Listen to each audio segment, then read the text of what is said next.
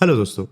27 अप्रैल को लोधा डेवलपर्स के एमडी और सीईओ अभिषेक लोधा ने इन्वेस्टर्स से कहा कि वो उनकी कंपनी के प्री सेल्स नंबर्स को देखना बंद कर दें। ये काफ़ी अजीब था। प्री सेल्स मतलब एक पीरियड में जितने के घर बेचने का डेवलपर अग्रीमेंट करता है। ये एक ऐसा नंबर है जिसके बेसिस पर रियल एस्टेट कंपनीज ऑपरेट करते हैं। लोधा ने अभी अभी इस फ्रंट पर अपना अब तक का सबसे स्ट्रॉन्ग क्वार्टर रिपोर्ट किया था, जिसमें जनवरी और मार्च के बीच 5,890 करोड़ रुपीस के घर बिके थे। और फिर भी अभिषेक चाहते थे कि इन्वेस्टर्स उनकी कंपनी के एक्चुअल प्रॉफिट पर फोकस करें। उन्होंने कहा कि प्री सेल्स किसी रियल एस्टेट कंपनी की इंटरनल हेल्थ को नापने का कोई बहुत अच्छा तरीका नहीं है। लेकिन एक हफ्ते बाद गोदरेज प्रॉपर्टीज के इन्वेस्टर कॉल पर चेयरमैन पिरोजा गोदरेज ने इन्वेस्टर्स को प्री सेल्स पर फोकस करने के लिए कहा। गोदरेज ने रिसेंटली किसी भी लिस्टेड इंडियन डेवलपर की पब्लिश की गई अब तक की सबसे बड़ी एनुअल बुकिंग वैल्यू अनाउंस की थी, जिसमें साल भर में 34,171 करोड़ रुपीस के घर बिके थे। फिर कुछ हफ्तों बाद प्रेस्टीज एस्टेट्स के इरफान रजाक ने इन्वेस्टर्स को बिल्कुल अलग चीज देखने के लिए कहा, रेवेन्यू। कंपनी का रेवेन्यू पिछले साल से 71% बढ़ा था, जबकि प्रॉफिट्स दुगने से ज्यादा हो गए थे। रजाक ने 65,935 करोड़ रुपीस के एक्स्ट्रा सेल्स की तरफ भी इशारा किया, जो अभी तक रेवेन्यू के जैसे नहीं दिखी थी। इंडिया के 3 सबसे बड़े रेसिडेंशियल डेवलपर्स एक ही क्वार्टर में अलग अलग मैट्रिक्स को देख रहे थे। इसमें मैनेजमेंट का कोई ट्रिक नहीं था। रेसिडेंशियल रियल एस्टेट के बिजनेस में प्री सेल्स, रेवेन्यू और प्रॉफिट का मतलब 3 बिल्कुल अलग चीजें होती हैं। एक डेवलपर जिस नंबर पर जोर देने के लिए चुनता है, वो आपको बताता है कि उनका बिजनेस किस चीज पर फोकस करता है। आज के इस वीडियो में हम इन तीनों रियल एस्टेट प्लेयर्स के फाइनेंशियल ईयर 26 के फोर्थ क्वार्टर के रिजल्ट्स देखेंगे। सबसे पहले हम इन तीनों कंपनीज के अलग अलग फाइनेंशियल्स देखेंगे। फिर हम इन तीनों प्लेयर्स के ऑपरेटिंग टाइमलाइंस के बारे में भी समझेंगे। एंड में हम इस इंडस्ट्री में बढ़ते चैलेंजेस पर भी फोकस करेंगे। मैं हूं आपका होस्ट देव, आप देख रहे हैं मार्केट्स बाय ज़ेरोधा हिंदी। चलिए शुरू करते हैं। सबसे पहले तीनों कंपनीज के नंबर्स देखते हैं। गोदरेज प्रॉपर्टीज आज डिस्कस होने वाले तीनों प्लेयर्स में से सबसे बड़ा प्लेयर है। लगातार तीसरे साल के लिए ये बुकिंग वैल्यू के हिसाब से इंडिया का सबसे बड़ा रेसिडेंशियल डेवलपर रहा। पिछले साल जो उन्होंने लगभग 34,000 करोड़ रुपीस के घर बेचे, वो उनकी अपनी गाइडेंस से काफ़ी ऊपर था। इसका लगभग 1/3 अकेले मार्च क्वार्टर से आया, जो कंपनी के रिपोर्ट किए गए अब तक के सबसे अच्छे क्वार्टर्स में से एक है। लेकिन वो सिर्फ बुकिंग्स थी। उन बायर्स से एक्चुअल में आने वाले कैश की सिचुएशन थोड़ी अलग थी। साल के कलेक्शंस ऑलमोस्ट 20,000 करोड़ रुपीस थे, जो पिछले साल से 17% ज्यादा थे, पर मैनेजमेंट के प्रॉमिस 21,000 करोड़ रुपीस से कम थे। ये एक छोटा मिस है, पर ये बताता है कि गोदरेज की बुकिंग्स बायर्स से आने वाले कैश के कंपैरिजन में ज्यादा तेजी से चल रही हैं। ऐसा तब होता है जब एक डेवलपर कंस्ट्रक्शन कंप्लीट होने के ज्यादा पास वाले पुराने प्रोजेक्ट्स के मुकाबले नए लॉन्चेस पर ज्यादा जोर देता है, और गोदरेज बिल्कुल यही कर रहा था। जैसे उन्होंने क्वार्टर के दौरान एक पैन इंडिया 1% कैंपेन चलाया, जहां बायर्स 20 to 30% अपफ्रंट पे करते हैं और फिर पोजीशन मिलने तक हर महीने सिर्फ 1% पे करते हैं, जो इंडस्ट्री के स्टैंडर्ड से काफ़ी सॉफ्ट पेमेंट प्लान है। कंपनी अपने पाइपलाइन को और भी बढ़ा रही है। पूरे फाइनेंशियल ईयर 26 में इसने 42,100 करोड़ रुपीस के फ्यूचर सेल्स पोटेंशियल जोड़े, जो इसके पाइपलाइन को सालों तक ओवरफ्लोइंग रखने के लिए काफ़ी हैं। लेकिन अभी के लिए वो फ्यूचर पाइपलाइन शायद लैंड खरीदने में हार्ड कैश और कैपिटल कमिटमेंट जैसा दिख सकता है। इस बीच प्रेस्टीज इस सेट में सबसे तेजी से बढ़ने वाली कंपनी है। फाइनेंशियल ईयर 26 में इसका प्री सेल्स 30,025 करोड़ रुपीस रहा, जो पिछले साल से 76% बढ़ा था। इस बेंगलुरु बेस्ड कंपनी ने नए मार्केट्स पर कब्जा करने के लिए काफ़ी जल्दी दिखाई है, और ये प्लान काम करता दिख रहा है।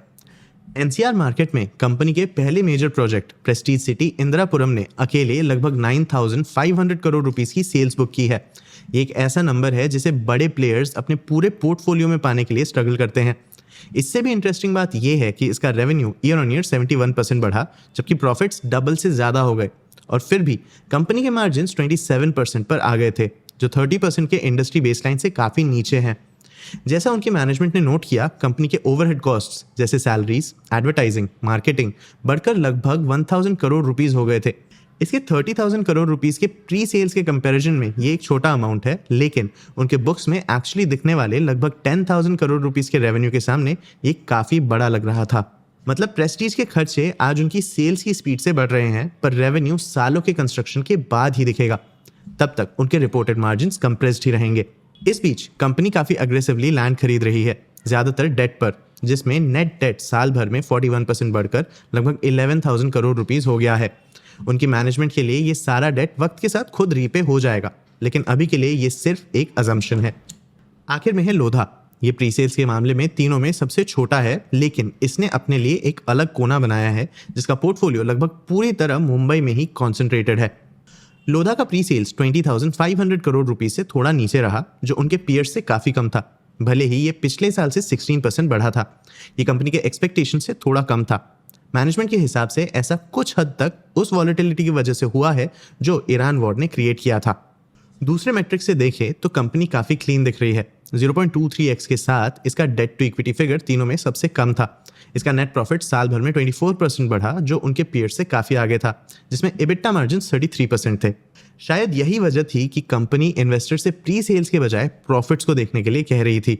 उनका मानना था कि प्रॉफिट्स ही एंड गोल है, प्री सेल्स तो बस वहाँ तक पहुँचने का एक तरीका था। तो ऐसा क्यों है कि एक ही इंडस्ट्री की 3 कंपनीज एक ही टाइम पीरियड के लिए इन्वेस्टर्स को अपनी परफॉर्मेंस के अलग अलग मेट्रिक्स दिखा रही हैं? इसका जवाब रियल एस्टेट इंडस्ट्री के अजीब नेचर में छुपा है। रियल एस्टेट में एक सिंगल परचेज सालों तक चल सकती है। जब आप किसी बड़े डेवलपर से घर खरीदते हैं तो चांसेस हैं कि आप कोई बना बनाया घर नहीं खरीद रहे हैं, आप बस एक प्रॉमिस खरीद रहे हैं। वो प्रॉमिस 2 से 4 साल के कंस्ट्रक्शन के बाद ही पूरा होगा। ऑफ कोर्स आप शुरुआत में ही अपने घर के लिए पूरा पैसा नहीं दे देते। जब आप घर बुक करते हैं तो आप एक छोटा हिस्सा पे करते हैं, शायद 10 to 20%, और फिर जैसे जैसे बिल्डिंग बनती है माइलस्टोन्स के हिसाब से बाकी पैसा इंस्टॉलमेंट्स में देते रहते हैं। मतलब जिस पॉइंट पर सेल पहली बार बुक होती है वहां से पूरे पैसे डेवलपर के अकाउंट्स में एक्चुअली आने में कई साल लग जाते हैं। जैसे जैसे पैसा धीरे धीरे आता है, ये एक और मिसमैच क्रिएट करता है। जब तक बिल्डिंग पूरी तरह नहीं बन जाती तब तक कस्टमर ने डेवलपर को एक पेपर अग्रीमेंट के बदले काफ़ी कैश दे दिया होता है। उनके नाम पर अभी तक कोई एक्चुअल घर नहीं होता। सेल शुरू हो चुकी है पर वो अभी तक कंप्लीट नहीं हुई है। डेवलपर ने अभी तक उस कैश को अर्न नहीं किया है। अगर किसी भी वजह से प्रॉपर्टी तैयार नहीं हो पाती तो उन्हें वो पैसा वापस करना होगा। सोचिए इसका मतलब क्या है। सालों तक एक डेवलपर के पास बहुत सारे पैसे होते हैं जिसे कमाने के प्रोसेस में वो एक्चुअली होता है। वो पैसा ज़रूर है पर वो रेवेन्यू नहीं है। जब कंपनी अपने बुक्स को तैयार करती है तो उसे उस पैसे का हिसाब रखना पड़ता है बिना ये क्लेम किए कि ये उनका है। डेवलपर्स इस अजीब चीज़ से निपटने के लिए अकाउंटिंग का एक चालाक तरीका निकालते हैं। उनके अकाउंट का एक्चुअल कैश उनके बैलेंस शीट पर एक एसेट की तरह बैठता है। वो इसे एक लायबिलिटी के साथ पेयर करते हैं जिसे एक एडवांस के जैसे दिखाया जाता है, जो शायद वापस करना पड़ सकता है। जब एक प्रोजेक्ट कंप्लीट हो जाता है और हैंडओवर के लिए तैयार होता है, या कभी कभी इससे पहले जब कोई स्पेसिफिक अकाउंटिंग माइलस्टोन्स पूरे होते हैं, तब वो रेवेन्यू में बदलता है। ये मोमेंट एक तरह से एक वर्डिक्ट या रिजल्ट होता है। यहीं आपको समझ में आता है कि एक प्रोजेक्ट कितना प्रॉफिटेबल था और डेवलपर आखिरकार प्राइसिंग, प्रोजेक्ट सिलेक्शन और कॉस्ट पर कितना डिसिप्लिन्ड था। इसीलिए एक रियल एस्टेट डेवलपर एक साथ 3 टाइमलाइंस पर चलता है। पहला एक सेल्स टाइमलाइन है। ये उन सारे घरों की वैल्यू है जिन्हें बेचने का डेवलपर ने प्रॉमिस किया है, जो वो अपने प्री सेल्स या बुकिंग्स नंबर जैसे दिखाता है। ये उस डिमांड को नापता है जिसे डेवलपर ने आने वाले प्रोजेक्ट्स के लिए लॉक कर लिया है। फिर एक कैश टाइमलाइन है। हर एक प्री सेल कैश का एक रास्ता सेट करती है जो सालों में कुछ हिस्सों में आती है। कंपनी को जो कैश मिला है वो उसकी कलेक्शंस बनता है। ये वो एक्चुअल पैसा है जो कंपनी आज जनरेट कर रही होती है। आखिर में एक अकाउंटिंग टाइमलाइन है। ये गिनता है कि एक डेवलपर आखिरकार कितना रेवेन्यू बुक कर सकता है। ये वो वक्त भी होता है जब आप जान पाते हैं कि उन सारे सालों के डेवलपमेंट ने एक्चुअली कितना प्रॉफिट दिया है। अगर रियल एस्टेट एक स्टेबल स्लो ग्रोइंग बिजनेस होता तो ये 3 टाइमलाइंस एक साथ चलते। जैसे ही कंपनीज पुराने प्रोजेक्ट्स को क्लोज करती, वो नए शुरू करती, एक स्टेडी पाइपलाइन के साथ जो सेल्स को कैश में और फिर रेवेन्यू में बदलती। लेकिन इंडियन रियल एस्टेट एक स्टेबल स्लो ग्रोइंग बिजनेस नहीं है। कंपनीज जिस स्पीड से रेवेन्यूज रिकॉग्नाइज कर सकती हैं उससे काफ़ी ज़्यादा तेज़ी से लॉन्च, सेल और बिल्ड कर रही हैं। ये बिल्कुल अलग स्ट्रैटेजीज के लिए रास्ता खोलता है। पहला, एक डेवलपर स्केल के पीछे भाग सकता है। वो जितना हो सके लॉन्च कर सकते हैं, बड़ा लैंड खरीद के उसे नए प्रोजेक्ट्स की स्ट्रीम में बदल के, और ये एक्सेप्ट करके कि कैश और रेवेन्यू सालों बाद आएगा। दूसरा, वो प्रॉफिटेबिलिटी के पीछे भाग सकता है, कम लेकिन हायर मार्जिन प्रोजेक्ट्स बना के जहां हर घर पर स्क्वायर फुट ज़्यादा प्रॉफिट लाए और वॉल्यूम से ज़्यादा डिसिप्लिन मायने रखे। आखिर में वो कंप्लीशन के पीछे भी भाग सकता है। जो प्रोजेक्ट बेस दिया है उसे खत्म करने पर फोकस करना ताकि रेवेन्यू और प्रॉफिट जल्दी से बुकिंग्स के बाद आ सकें।